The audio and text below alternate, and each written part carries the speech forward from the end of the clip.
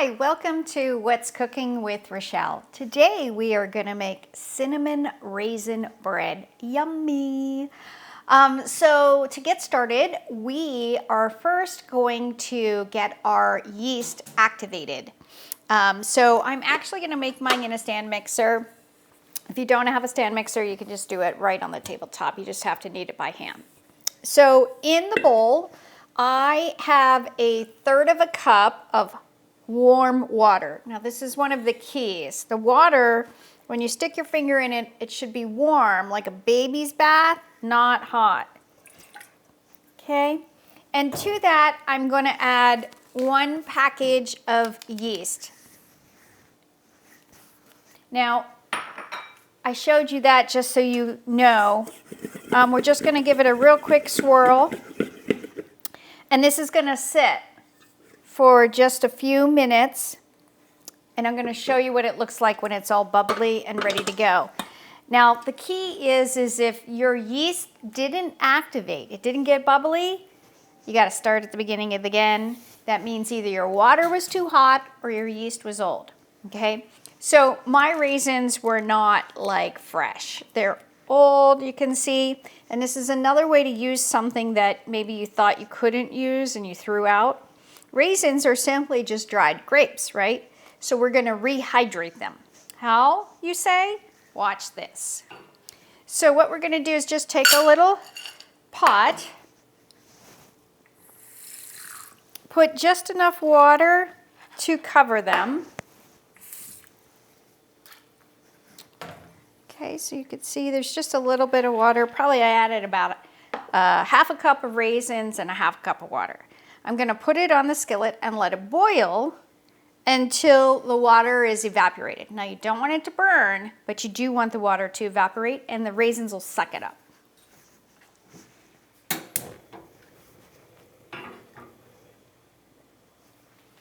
Now while we've got these two things going, because it can take about 5 to 10 minutes for your yeast to bloom, that's when it bubbles, and it's going to take my raisins a few minutes to rehydrate as well. So I've got a little bit of milk here. I had 2% milk. You can use whole milk, half and half, buttermilk, whatever floats your boat. The difference is going to be the amount of fat in it. So to this, I am going to add 1 egg, and we're simply just going to crack our egg in here. And we're going to add a pinch of salt. Okay. And I'm going to whisk this first. The butter is not melted, it's softened. So you can see, get that egg all beat up into the milk, and you'll know if your milk was too hot if your egg starts to cook. So again, we just wanted the milk about the same temperature as that water, between 100 to 130 degrees max. So let me add my butter in here. And we're going to add all this to the mixture of our yeast as soon as our yeast is bloomed.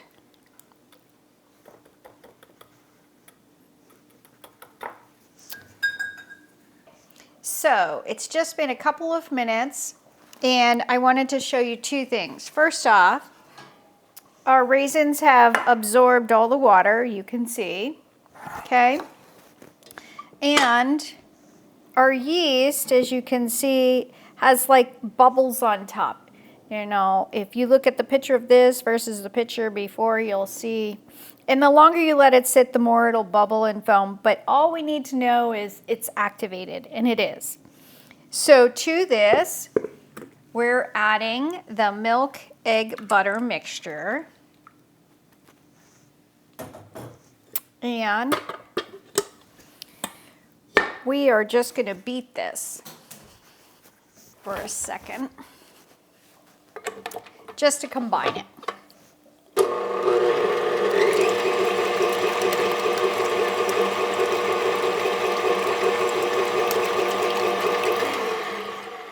And we're going to add our raisins.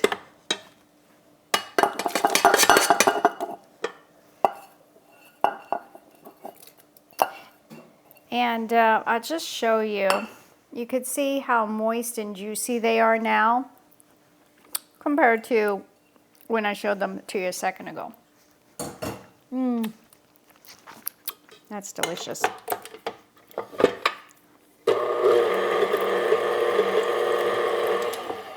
Okay, now to this, we're gonna add flour. We have about 2.5 cups here of flour. So I'm gonna put the dough hook on. That's what this funny thing is. And we're going to slowly add our flour.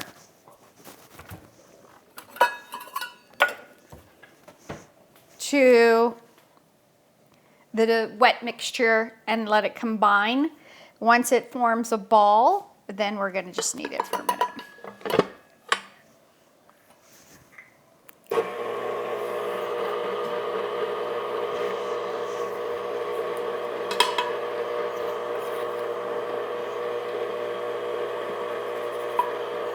I'm gonna stop when I get about 1/2 cup left just to make sure we've got the right balance. You can always add more, you can't take it away, so. We're gonna start with that for now.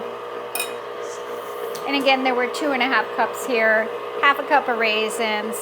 I had 1/3 of a cup of milk and 1/3 of a cup of, or 1/2 cup of milk and 1/3 of a cup of water when we started.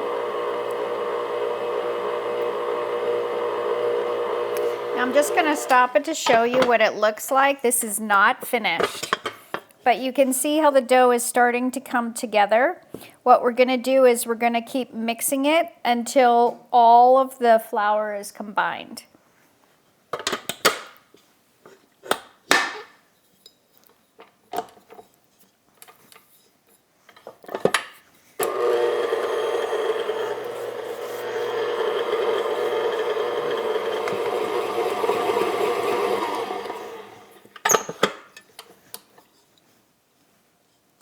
Okay, so we're gonna take our dough and we're gonna let it rise. Now what I'm doing is just getting the last little bits of raisins and everything combined. I'll show you in a second here. Okay.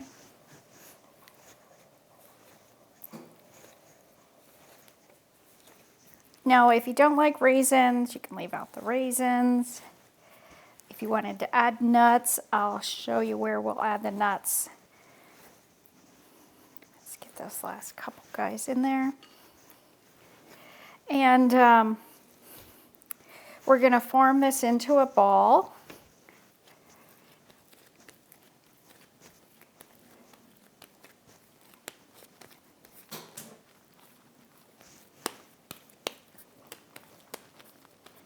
See how our little ball is there? Raisins are distributed. Putting it back in our bowl. Again, if you made yours on the counter, you're gonna wanna put it in a bowl to rise. And you need to coat the outside. Now, I'm using a nonstick vegetable spray. If you wanted to use butter or shortening or anything like that, you could as well. You could even coat it with a little bit of olive oil. And I'll just show you what that looks like. We are now going to cover this. You could cover it with saran wrap, a towel, whatever. It's got to sit until it doubles in size. So take note of how big your ball is and wait till it's patiently twice as big. So we're going to go ahead and set this aside, and when it's doubled in size, I'll meet you back here to show you what's next. All right, so our bread has risen, and I switched bowls. Sorry, I had to use that bowl. So you can see how big it is compared to when we put it in there. So what you're going to do now is take your hand and just poke it to deflate it gently.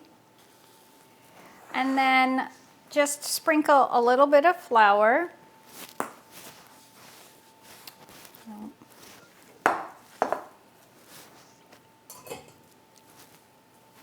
And we are going to just roll this out.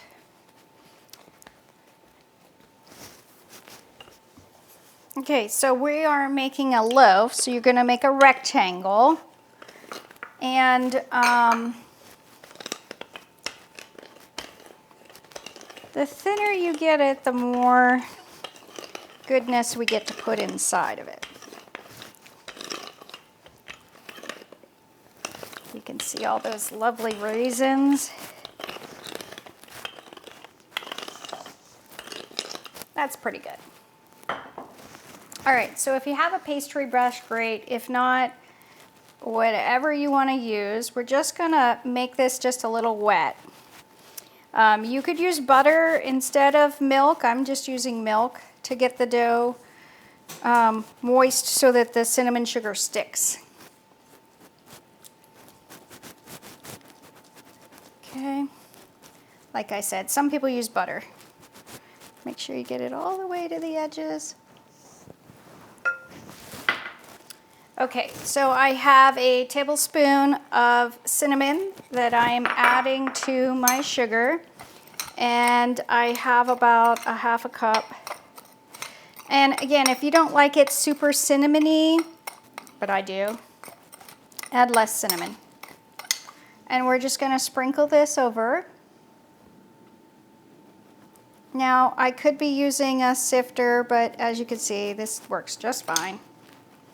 If you don't trust yourself to shake it on, then use a sifter.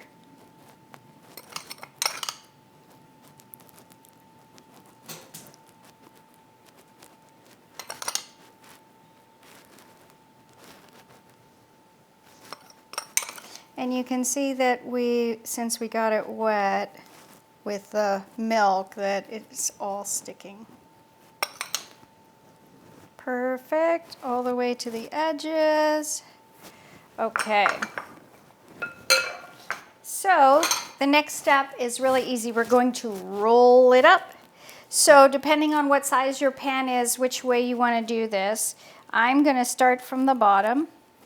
We're just going to grab it and pull it towards itself.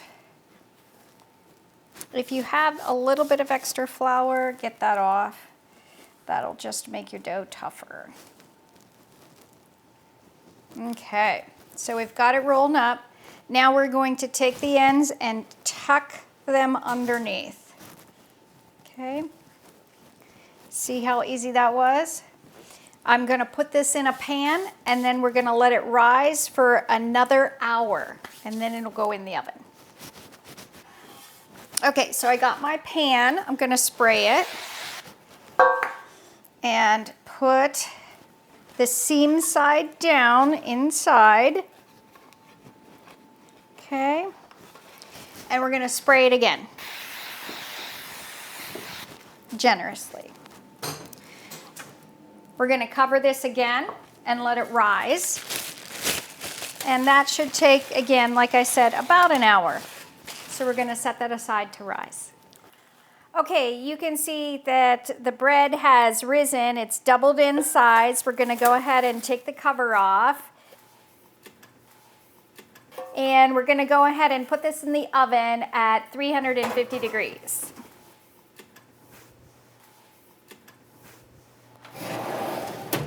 All right, so the bread's been in there for about 40 minutes, and you can see, I don't know if you can hear that noise. That's how I know it's done. Now, the toughest part about all of this is we have to leave it sit for like 10 minutes before we take it out of the pan and get to slice it and eat it. So I'll try and be patient and wait for me. Okay, so it's been sitting for about 10 minutes. We're going to pop it out of the pan.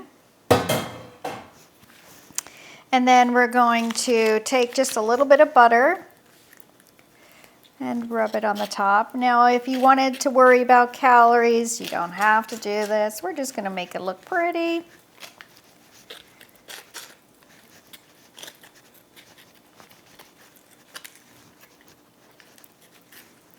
All right, so we got some butter on the top. And we're gonna sprinkle a little bit of that extra cinnamon sugar.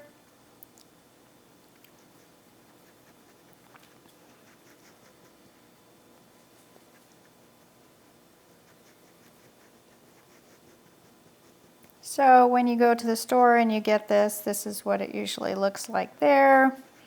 Now you know what their secret was. Okay, that looks pretty good. All right, now we're gonna go ahead and take a cut.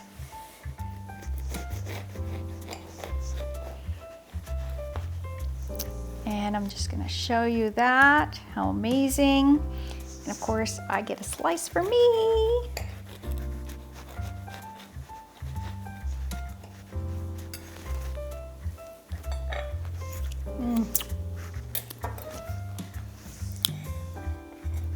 So, right out of the oven, cooled for a few minutes.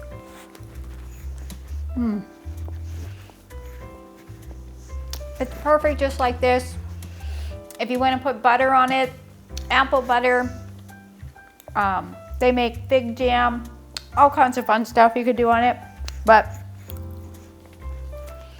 homemade cinnamon raisin bread. Thanks for joining me once again for What's Cooking with Rochelle. Bye for now.